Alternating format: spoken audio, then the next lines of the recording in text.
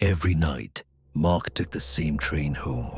The city was alive with the noise of rushing traffic, but inside the train, it was quiet, almost too quiet. Most of the time, the train was empty, and Mark preferred it that way. It gave him time to unwind, to let the tiredness of his long day seep into the seat beneath him. But tonight was different.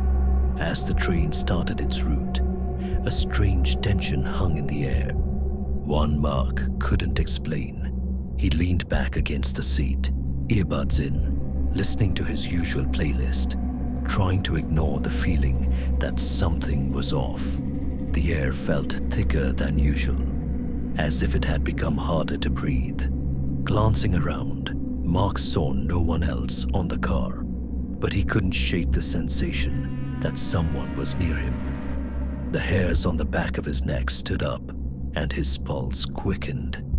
A chill ran down his spine when the overhead lights flickered for just a second. He tried to brush it off, but it lingered. Mark tried to focus on his phone, but a strange compulsion pulled his attention to the empty seat beside him. He couldn't help but glance over. For a brief moment, the train was completely still. The gentle hum of the engine and the occasional creak of metal, the only sound. And then he noticed it. The empty seat next to him wasn't just empty. It felt as though someone was sitting there. The fabric of the seat was pressed down, as if an unseen weight was settling into place. The air seemed heavier on his right side, and Mark's heart started to race. A whisper cut through the stillness of the train. Mark froze. His breath caught in his throat. He couldn't make out the words, but the voice sounded so close, just beside him. He turned quickly, but there was no one. His stomach twisted in knots. "I'm just tired," he thought, trying to rationalize it. "I'm imagining things." But then, the whisper came again, closer, clearer. Mark, ... His name. The voice said his name. The panic gripped him, but he couldn't move. He kept his eyes locked on the empty seat beside him, trying to ignore the gnawing feeling in his chest. Suddenly, the temperature dropped, and Mark felt a presence pressing on him from the seat next to him.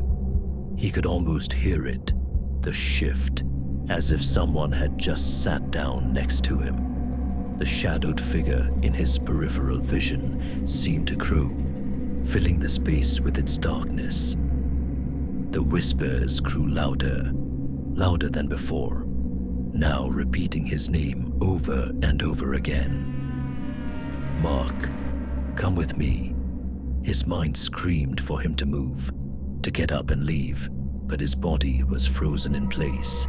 The voice suddenly became more distinct, almost too familiar. "You don't remember me, do you, Mark?" It whispered, its tone cold and knowing.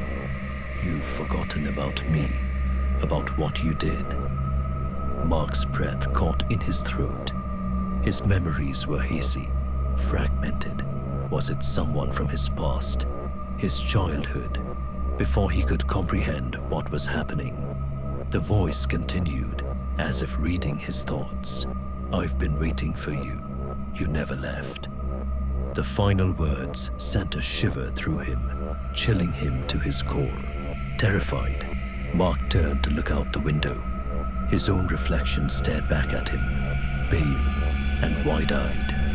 But there was something wrong. The reflection was moving slightly out of sync with him. It wasn't quite matching his movements. His reflection smiled at him, a cold, sinister grin that didn't belong to him. His heart raced as the reflection seemed to reach out to him, as if trying to pull him into the glass. He tried to scream, but his voice was caught in his throat. The train screeched to a halt. Mark's mind raced. Was this his stop? The door ahead of him opened, but there was no one else on the platform. He bolted from his seat and ran toward the door. But when he looked back, there was the figure, standing right next to the seat that had been empty only moments before.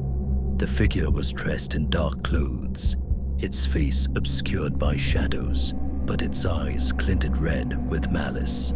Mark ran off the train, never once looking back. But as he walked away, he could hear the faint whisper of the voice following him in the distance. "You can't escape me, Mark.